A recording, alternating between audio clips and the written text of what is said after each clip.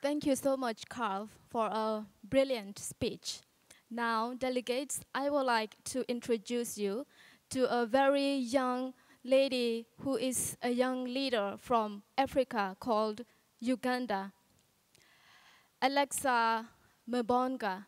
She graduated from Dar es Salaam University in Tanzania, and she graduated with telecommunications engineering in this university. She believes in women and youth empowering, and she is so passionate about her work.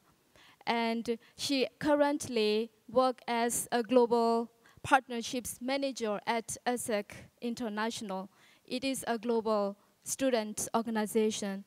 And she currently coordinates a partnership for HIV/AIDS initiative for young people across 22 countries, not just in Africa, but also in Asia.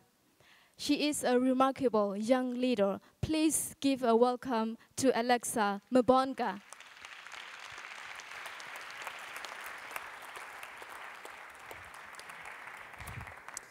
Thank you very much, Zoya, for such a wonderful introduction. Counsellors, fellow speakers, delegates present physically and virtually. In light of the resolution before us, I'd like us to focus on the area of businesses and civil society working together to bring about greater awareness. In each of the countries represented here today, the major issues on your national agendas vary. In some countries, it may be obesity. In others, it might be terminal illness.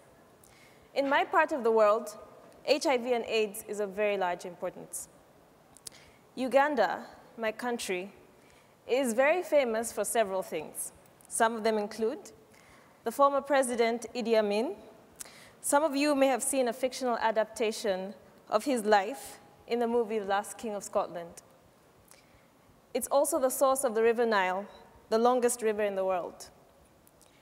And it's the country that Sir Winston Churchill quoted as calling the Pearl of Africa. But Uganda was also one of the first countries in Africa to step up and admit to the effects HIV and AIDS was causing in its communities. And since that time, prevalence rates in the country have dropped from a startling 30% to 5.4%, according to the UN AIDS fact sheet on HIV reported in 2008. And more countries in Africa, apart from Uganda, are now running HIV and AIDS awareness initiatives in a bid to fight against one of the world's top 10 deadliest diseases. A lot is known about prevalence rates globally, but I'd like to ask you, what about awareness rates? How many people actually truly know about this disease? Spreading information is key in making headway in changing issues affecting our societies.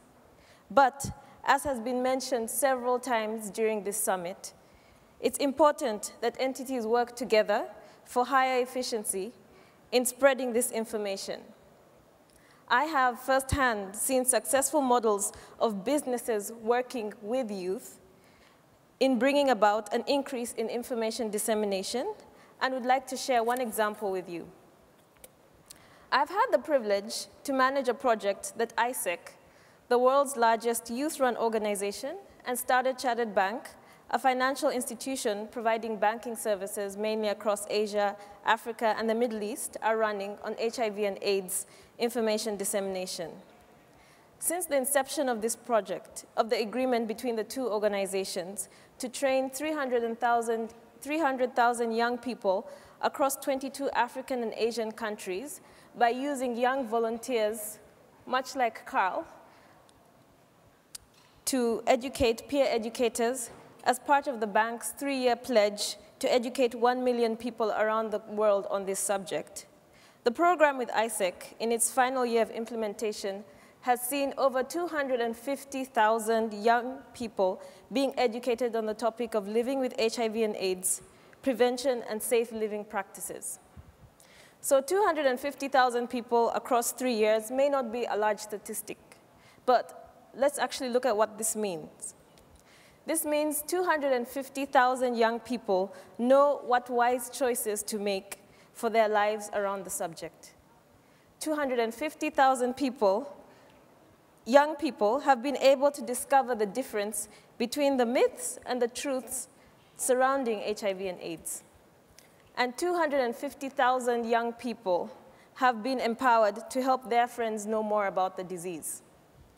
Despite this and several efforts by governments, businesses, and civil society to spread the message of HIV and AIDS, an online survey carried out by ISEC and Standard Chartered Bank in the summer of 2009 showed that out of 1,566 youth from 99 countries, 57% of the respondents from Southeast Asia only knew a moderate amount or less about the virus. And an overall 48% of the respondents only knew a moderate amount about the virus. And yet, 73% of them agreed that HIV is a problem in their countries.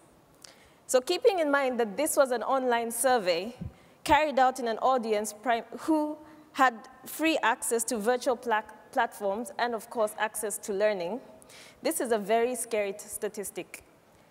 Knowing that 50% of people living with HIV and AIDS are between 15 and 24 years, and that's our generation.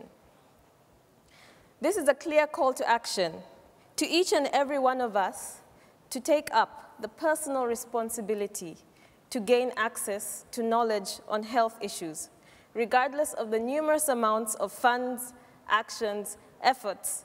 If we do not have personal leadership in this subject, then calling on institutions will only be in vain.